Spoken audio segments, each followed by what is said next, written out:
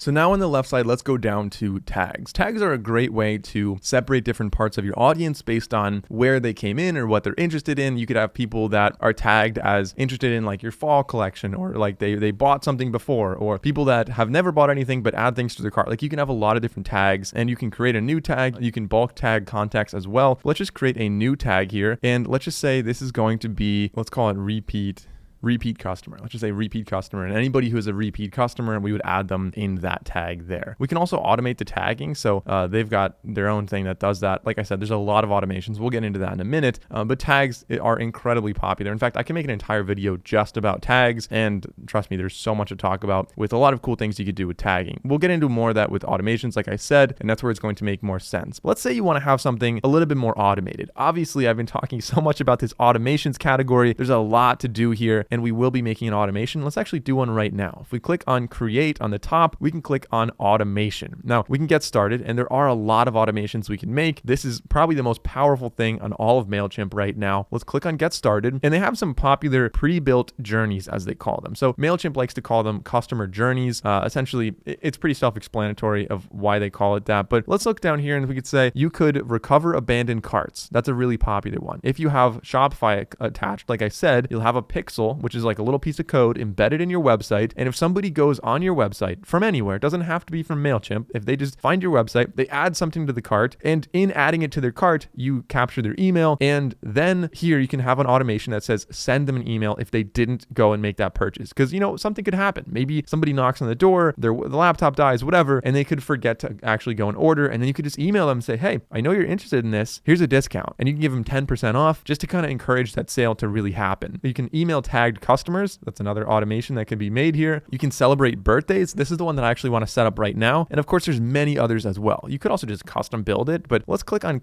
celebrate customer birthdays. This is something that I think is incredibly powerful and honestly quite underrated as well. So a little summary on the top. This journey is going to send one email on their birthday, and it's going to tag customers who received a birthday offer. So it does two things there. Now, scrolling down here, they've got this little interface where you can click and drag it around and see the entire journey. It's an interesting layout of how they do that. But essentially what happens is a customer is added before their birthday. Somehow the contact is added. Then you send them one email on their birthday. You add a tag that they received the offer, and that is the end of this automation. So pretty straightforward. We can say use this journey. We can say continue. So it's going to be applied to the entire audience. And now we can customize everything right here. So I'm starting with this one. I'll show you how to make one from scratch in a minute. Bear with me on how this actually works. So you've got a couple different colors here. The first one is going to be choose a date. So you want to make sure people aren't signing up like the day before their birthday. Maybe if they're going to your restaurant tomorrow and then they sign up and call it their birthday tomorrow, you don't want that. So we could say maybe as long as it is like 30 days before their birthday, then we can save, and then they're going to be eligible for this. Then we can say create an email. So let's just have them, they're going to have an email set up. The subject, what do you want for your birthday this year? Or actually, let's just say this instead, it's going to be happy, a gift from us. Preview text. Again, subject and preview text. And then down here, we can select the template for what this email is actually going to be. So click on select template. And from here, let's just see. You can also search, I believe, as well. All right. So I'm not going to waste time going through how to make an email again. Let's just go and use this one for now. So we'll save and return to the journey. You get the idea. We already know how to edit one of these, so you can make your own. So save and return to journey. And then they're going to be tagged right here. As you can see, they're going to receive a tag. So we're going to tag that customer as somebody who received it at least once. So that's how you'll know how that worked. Now we can say turn on. So we have this automation enabled now. So now everybody who signs up, at least as long as they sign up 30 days before their birthday, then on their birthday, they will be getting that. So now let's go back to our Mailchimp dashboard, click on the little chimp guy in the top left corner, and let's create an automation from scratch. So let's go to create automation, say get started, and we are going to just build from scratch. I want to show you guys basically how you could go about doing this. We're going to name this one, and let's just call this like daily welcome sequence. We'll start building, and now we can choose a starting point. So when a contact is added,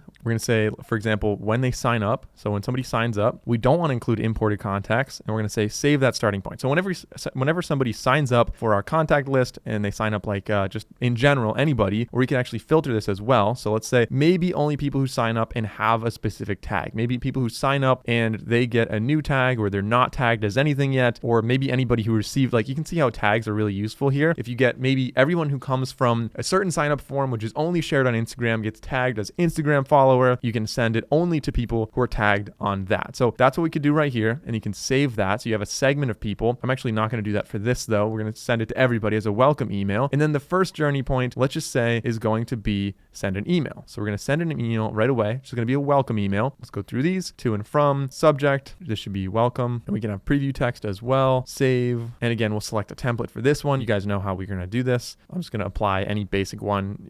Obviously, you'll be customizing this on your own. And then we save and return to journey. And then we'll click on the little plus thing here. So the next thing we're going to do is wait. We're going to have a time delay. So we're going to wait. We're going to wait 1 day. Let's wait 1 day. Wait 1 day until we send the next one. And now in the next one, we can have actually a little separation here. So we can add a journey point and say if else. So you have to upgrade for that, but that is something you could do here.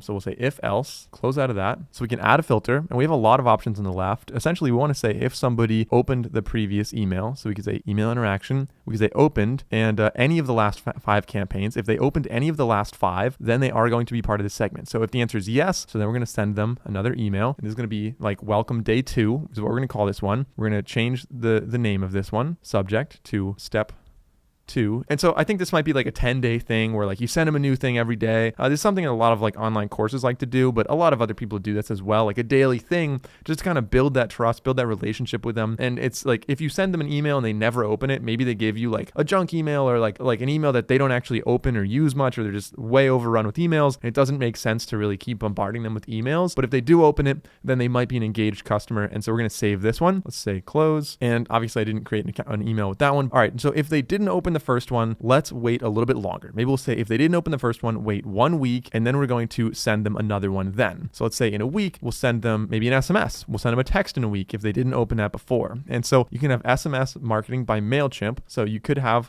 if you have that in your plan, you can apply that here. Now I'm not going to actually go through and do that right now because I don't want to set that up, but let's just say that's how you go about adding that. And then from there, again, you can add other things, and you could say, let's do a percentage split. Maybe you're doing some A/B testing here, and you could say, hey, maybe if like half the people do this, half do that. Well, actually, let's do like 73-27. Let's do 73-27, just a little split here. And we can market 2 different things to do some A/B testing. Here we can send out more emails, we can send surveys, we can group people, we can tag people, or we can just straight up unsubscribe. So I think this is a bad idea, but let's just say we're going to just straight up unsubscribe 23% of them for no reason. I don't know. We're just going to do that just to show you everything that can happen here. So if they didn't open it and then they got an SMS, and then maybe if they didn't reply to that, then you could remove them from your list just to keep your list clean and keep your open rate higher. So let's go back to the yes side. We're going to send them an email, then we'll add a journey point. We'll say wait for a time delay, or you could wait for a trigger as well. You could say wait until their birthday and then you're going to send them something, or you could wait until they buy a specific product and you can send them something.